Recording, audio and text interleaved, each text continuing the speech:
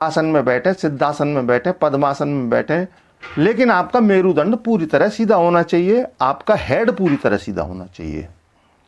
तो ये छोटा सा एक तकनीक है और एकाग्र करना है अपने बैकबोन के नीचे वाले सिरे पर। जो नीचे अंतिम सिरा है उस सिरे पर अपने आप को एकाग्र करना है। इस प्राण ध्यान में जो तकनीक में जो कुंभक का यूज करना है वो लंग्स की कैपेसिटी बढ़ाने के लिए नहीं है। लंग्स की कैपेसिटी बढ़ाने के लिए मैंने अन्य प्राणायाम आपको बताए हैं करने। इससे आपकी स्मरण शक्ति बहुत बढ़ेगी। और एक दूसरा काम, दूसरी तकनीक आप और कर सकती हैं स्मरण शक्ति को बूस्ट करने के लिए। आपकी स्मरण शक्ति इतनी हो जाएगी कि आप सालों पहले का भी डेट कितने बजे, कितने टाइम, कब, किससे क्या बात की, किससे मिले, किस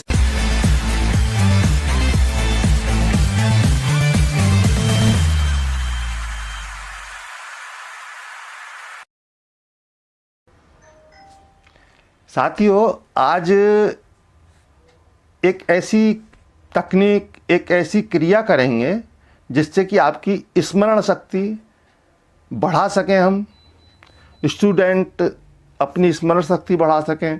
और स्मरण शक्ति तो सभी की अच्छी होनी चाहिए, ये तो बहुत आवश्यक है। तो इसके लिए आप किसी भी आसन में बैठें, सुखासन में बैठे, सिद्धासन में बैठे, पद्मासन में बैठे, लेकिन आपका मेरुदंड पूरी तरह सीधा होना चाहिए, आपका हेड पूरी तरह सीधा होना चाहिए। तो ये छोटा सा एक तकनीक है और इसमें ध्यान की भी, मेडिटेशन की भी एक छोटी सी स्थिति बनेगी, अल्प सी, छोटी सी। तो इसे आप करेंगे तो आपकी स्मरण शक्ति बहुत ज़्यादा बढ़ जाएगी। तो आपको करना क्या है, अपने आँखों को बंद करके श्वास को पूरी तरह से लंग्स में भर लेना है और फिर अपने माइंड को एकाग्र करना है अपने बैकबोन के नीचे वाले सिरे पर। जो नीचे अंतिम सिरा है उस सिरे पर अपने आप को एकाग्र करना है और धीरे धीरे श्वास छोड़ते हुए महसूस करना है, फील करना है कि आपकी श्वास मेरुदंड से होकर ऊपर की ओर, समस्त चक्रों से होते हुए ऊपर की ओर चलते हुए सहस्राधार तक पहुंच रही है। इससे आपकी स्मरण शक्ति तो बढ़ेगी, आपका माइंड बहुत ज़्यादा रिलैक्स होगा। जो डिप्रेशन में, वो डिप्रेशन से बाहर आ जाएंगे। हर समय आपके चेहरे पर एक मुस्कुराहट, खिलखिलाती एक ताजगी रहेगी जो दूसरों को प्रभावित करेगी।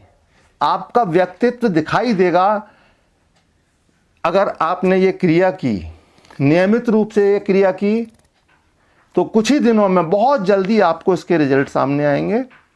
तो कर लेते हैं इस क्रिया को।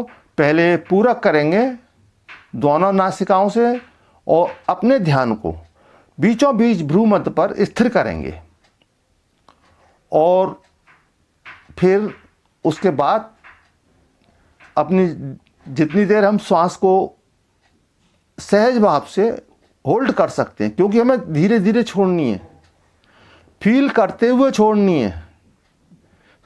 श्वास को कुंभक इसलिए करना है, होल्ड इसलिए करना है, लंग्स की पावर बढ़ाने के लिए नहीं। इस प्राण ध्यान में जो तकनीक में जो कुंभक का यूज करना है वो लंग्स की कैपेसिटी बढ़ाने के लिए नहीं है। लंग्स की कैपेसिटी बढ़ाने के लिए मैंने अन्य प्राणायाम आपको बताए हैं। तो यहाँ पर सिर्फ अपने माइंड को एकाग्र करने के लिए अपने श्वास को अंदर होल्ड करना है कुछ देर और फिर धीरे धीरे पहले अपने माइंड को अपने मेरुदंड के निचले भाग पर केंद्रित करना है और धीरे धीरे धीरे धीरे श्वास को छोड़ना, आंख बंद करके। और श्वास के साथ साथ जैसे जैसे आप श्वास छोड़ेंगे आपको मेरुदंड से ऊपर की ओर महसूस करना अपने आप को बढ़ते हुए, और मेरुदंड से ऊपर बढ़ते हुए मणि स्वादिष्ठान चक्र, मणिपुर चक्र, हृदय चक्र और समस्त चक्रों से होते हुए सहस्त्राधार चक्र तक आपको उस श्वास को फील करना है। तो समझ लीजिए कैसे करना है। एक सामान्य सी सांस ले लें, भर लें, पूरक कर लें, सामान्य सी सांस के साथ पूरी तरह से भर लें।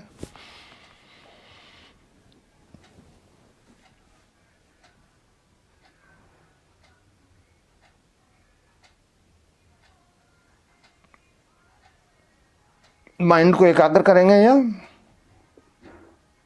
जब माइंड इधर उधर से सबसे एकाग्र हो जाए, फिर अपने माइंड को, अपने विचारों को केंद्रित करेंगे मेरुदंड पर, पीछे मेरुदंड पर, नीचे के भाग पर,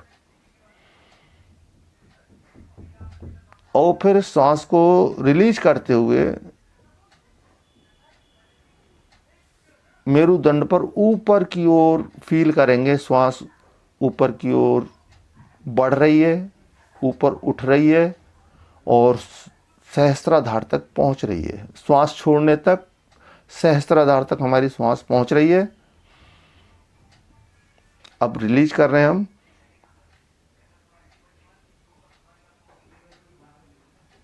धीरे धीरे, बहुत आराम से।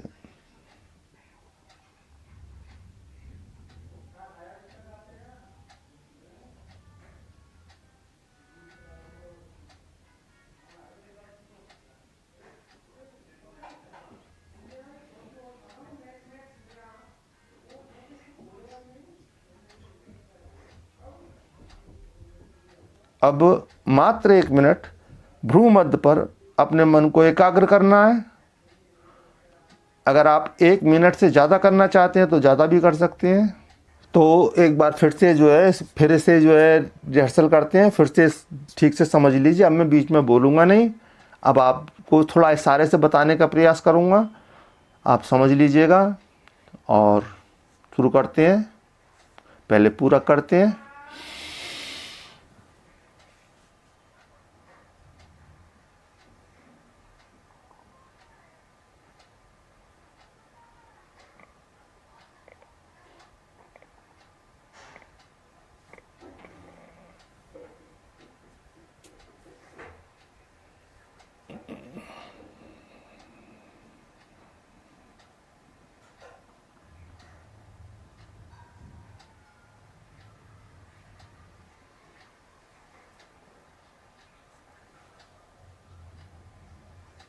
पूरी श्वास छोड़ने के बाद सहस्त्राधार तक श्वास को छोड़ना, ये शुरू में थोड़ा सा आपको थोड़ा दिक्कत लगेगा, सहज नहीं लगेगा। 2-4 दिन में आप करने लगेंगे, आपको फील आने लगेगा कि हाँ, आपकी श्वास जो मेरुदंड है, सुषुम्ना नाड़ी है, उसके अंदर से चल रही है। तो सहस्त्राधार तक इसको फील करने के बाद में आपको श्वास छोड़ देनी है और श्वास को नॉर्मल रखते हुए फिर धीरे धीरे श्वास लेते हुए भ्रू मध्य पर 1 मिनट या जितना आप देर करना चाहें कर सकते हैं।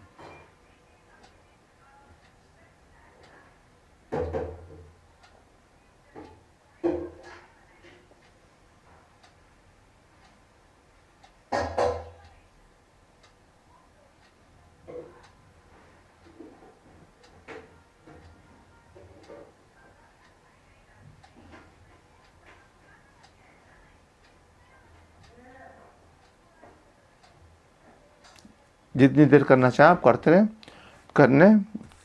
इससे आपकी स्मरण शक्ति बहुत बढ़ेगी।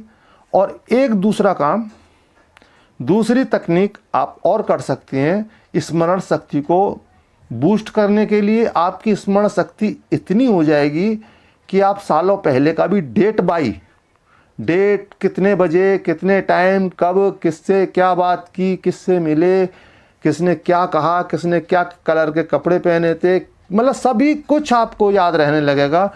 आप जो स्टडी करेंगे, जो पढ़ेंगे, बड़ी आसानी से आपको याद होने लगेगा। तो यहाँ पर हमें अपने माइंड को, हमारे सबकॉन्शियस माइंड को प्रशिक्षित करना है, शिक्षित करना है कि वो इस कार्य के लिए प्रशिक्षित हो। सामान्य रूप से हमें सुबह का खाया शाम को याद नहीं रहता, अक्सर भूल जाते हैं, बहुत सारी छोटी छोटी बहुत सारी बातें भूल जाते हैं। लेकिन जब हमारा माइंड इस चीज़ के लिए प्रशिक्षण हम कर देते हैं, प्रशिक्षण उसे देते हैं कि वो याद रखे, तब वो याद रखने लगता है। तो इसके लिए एक तकनीक मैं आपको बताने जा रहा हूँ, और इस तकनीक के द्वारा, इस तकनीक को आपने कर लिया तो ये तकनीक इतना सक्षम है कि आपको पास्ट लाइफ तक, आपके पूर्व जन्म तक पहुंचा सकती है, और आपने पूर्व जन्म तक को जान सकते हैं। तो इस तकनीक में आपको करना क्या है, बहुत साधारण, बहुत सिंपल। प्रारंभ में आपको 2-4-5 दिन, 10-5 दिन याद करने में, रिमाइंड करने में दिक्कत होगी, लेकिन फिर बड़े ही आराम से, सहज भाव से आप कर पाएंगे, करने लगेंगे। तो आप जब बेड पे जाएंगे सोने के लिए, तो आपको क्या करना है, जब आप सो जाएं, लेट जाएं, सोने से पहले जब लेट जाएं आप, तो आपको क्या करना है, अब आपको याद करना है आज सुबह कितने बजे आप उठे और आज की क्या तारीख थी। तो उसके बाद जो भी पूरा सोने तक जो भी घटनाक्रम हुआ है, जिससे आपकी बातचीत हुई है, जहाँ जहाँ आप गए हैं, जो जो कार्य आपने किए हैं, आपको वो सभी रिमाइंड करने हैं, वो सभी याद करने हैं। इससे आपकी मेमोरी तेज होगी। साथ ही आपको कोई कार्य आज करना भूल गए थे, आज आपको करने से छूट गया था, वो याद आ जाएगा, जिससे कि फिर उसे अगले दिन कर पाएंगे। और जब इस तरह से करेंगे तो आप ये भूलने की आदत ही ख़त्म हो जाएगी आपकी, भूलना ही भूल जाएंगे आप। तो पहले शुरू में आपको बहुत सूक्ष्म बातें सारे दिन की याद नहीं आ पाएंगी, तो पहले मोटा मोटा याद करने की कोशिश करें, बड़ी बड़ी बात याद करने की कोशिश करें, लेकिन सिलसिलेवार। और जब बड़ी बड़ी बातों को आप पूरे दिन की, पूरे घटनाक्रम को ठीक से याद कर पाएँ, तो फिर छोटी छोटी बातों को भी याद करना शुरू करें, जो जो आपने किस किस से क्या क्या बात हुई। ये 12 घंटे का, पूरा 12 घंटे का आपको 12 मिनट में रिमाइंड होने लगेगा। और जब आप करते रहेंगे तो 6 मिनट में भी करेंगे, और मिनटों में भी पूरे दिन का आपको माइंड में रिमाइंड हो जाएगा। जब आप इस तकनीक को करते रहेंगे, तो आपको रोज़ कर रहे हैं आप, तो पिछला भी याद रहने लगेगा, कल का, परसों का, एक हफ्ते बाद का, एक महीने बाद का। जैसे जैसे आपका अभ्यास गहरा होता जाएगा, तो आपको पीछे का और ज़्यादा याद रहने लगेगा। पिछला जो आपने याद किया वही नहीं, जो आपने याद नहीं किया है और जो भूल चुके हैं, वो सब भी याद आने लगेगा। अगर आपने इसे 1 महीने 2 महीने कर लिया, तो 1-2 साल का याद करने लगेंगे। 2-4 साल इसे आपने कर लिया, तो 20-25 साल की घटनाएं बिल्कुल एज ए टीज आपको याद आने लगेंगी। और कहीं आपने इसे कुछ थोड़ा और ज़्यादा कर लिया, तो आप अपने पूर्व जन्म तक को जान सकते हैं, ये पास्ट लाइफ में पहुंच सकते हैं। ये इतनी सशक्त क्रिया है, इतना सशक्त मेडिटेशन है। इसे करने के बाद में आप आश्चर्यचकित रह जाएंगे।